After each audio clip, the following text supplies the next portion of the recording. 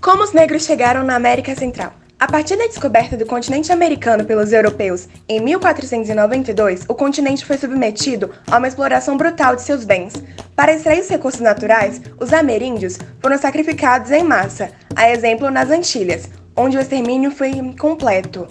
Assim foi iniciada a escravidão na América Latina. Primeiro os habitantes nativos, mais tarde os africanos trazidos para o Novo Mundo. Com a introdução das leis novas de Carlos V, foi proibido o tratamento de índio como bichos, burros de carga, pelo menos na teoria. Como já não sobraram tantos índios depois de várias epidemias, começaram a importar escravos da África, já que a demanda por oferta de trabalho ainda continuava a crescer. Inclusive, Frei Bartolomé de Las Casas recomendava a escravidão dos africanos para aliviar a dura sorte dos índios. Em 1518, a coroa espanhola deu a primeira licença para introduzir 3.000 homens às Índias durante 8 anos. Este foi o primeiro daqueles assentos de negros, que por muito tempo foram uma sangrenta e lucrativa fonte de ingresso para os gerentes da Europa. Além do negócio oficial, o contrabando de escravos também era feito na maioria das vezes por piratas e comerciantes não católicos. Em 1713, a British Salt Sea Company obteve o assento indefinido como compensação pela Guerra de Sucessão Espanhola. Em 1789, foi permitido o livre comércio de escravos para todas as nações. Em Cuba, então parte do Império Espanhol, a escravidão foi legal até 1886 e no Brasil foi até 1888. A abolição da escravatura foi o resultado de um processo de luta popular, que contou com a adesão de parcelas consideráveis da sociedade brasileira, além de ter sido marcada pela resistência dos escravos. O Brasil foi o último país das Américas a abolir como a escravidão em 13 de maio de 1888. Em 24 de abril de 1924, a emergente União da América Central, oficialmente chamada de República Federal da América Central, libertou os escravos dos 5 países que constituem o bloco: Guatemala, El Salvador, Honduras, Nicarágua e Costa Rica aboliram a escravidão.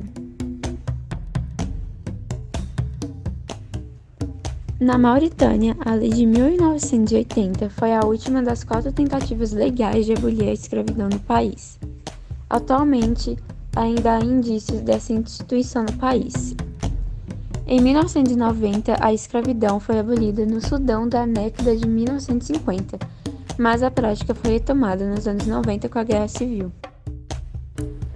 Vista de longe, de um vago senso comum, a América Latina é uma região com forte presença de negros no Brasil, de índios na Bolívia, no Peru e no Equador, e de brancos na Argentina, no Uruguai e no Chile. Esse esboço de retrato da etnia latino-americana foi construído ao longo dos séculos, desde a colonização espanhola e portuguesa no século XVI. Mas o surgimento e o avanço da ideia de diversidade cultural e de respeito aos direitos humanos ampliaram a presença na foto dos afrodescendentes e estão reconstituindo a história dos escravos negros que ajudaram a colonizar a região. A chegada de africanos a esse pedaço do continente se deu modo e intensidade específicos, mas todos vieram em grandes levas. Nova corrente migratória aconteceu depois do fim da Guerra Fria. A forte crise econômica que se abateu na África trouxe outra leva de africanos para a América Latina nos anos 1990, especialmente para os países que estavam no caminho dos barcos que saíram do continente africano rumo aos Estados Unidos e à Europa. Muitos negros ficaram na costa da América Central e do Caribe.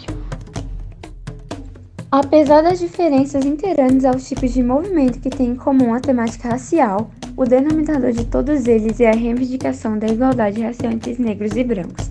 Devido à escravização e ao colonismo, que causou a captura e a comercialização de negros africanos como escravos em todo o mundo, sobretudo nas Américas, vivemos as consequências de um sistema extremamente desigual e cruel com os descendentes das pessoas escravizadas.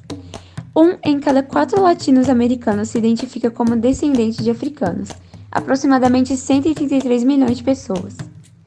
Eles se concentram em todos os países da região, mas a maior concentração está no Brasil, onde vivem 150 milhões de pessoas, metade da população brasileira, que se identificam como negros ou pardos.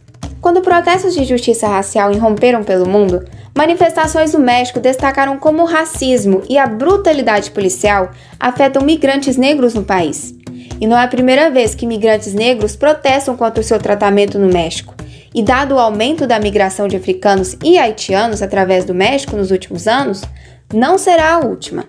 Segundo a BBC News, em 16 de janeiro de 2021, a caravana de imigrantes foi de 3.500 migrantes para 9.000 em algumas horas. Isso acontece porque tais explosões migratórias são oriundas de desigualdade e dinâmicas de exclusão dos países, inclusive dos próprios vizinhos, enfatiza uma doutoranda. Esses migrantes que fogem da violência e do crime em sua terra natal acabam sendo tratados como delinquentes na fronteira com os Estados Unidos. Ali, crianças são separadas dos pais. E os pais são enviados para a cadeia. Nos últimos anos, o México tornou-se um país-chave de trânsito para milhares de imigrantes africanos, que fazem uma árdua viagem terrestre através da América Latina para chegar aos Estados Unidos.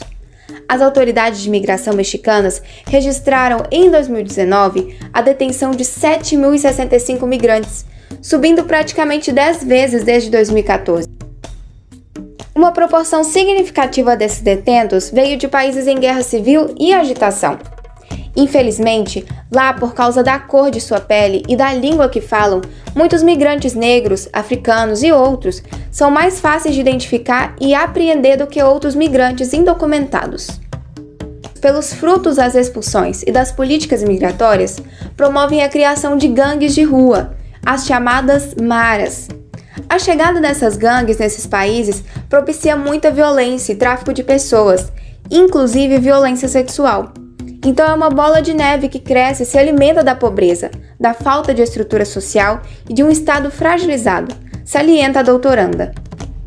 No México, chegaram ao ponto, em alguns casos ultrajantes, deportar afro-mexicanos e indígenas mexicanos, na suposição discriminatória de que eles não são cidadãos. Órgãos internacionais de direitos humanos condenaram recentemente a discriminação e o uso da força contra negros, indígenas e migrantes femininos no México. A pandemia de Covid-19 afetou temporariamente os fluxos migratórios. A pergunta é: como fica a saúde, quarentena e isolamento social desses imigrantes? Além da falta de acesso à saúde nos países de destino, os imigrantes não frequentam postos de saúde por medo de deportação. Mas a migração oriunda desses países continua acontecendo. Por isso, exigem ações urgentes para resolver este grave e persistente problema.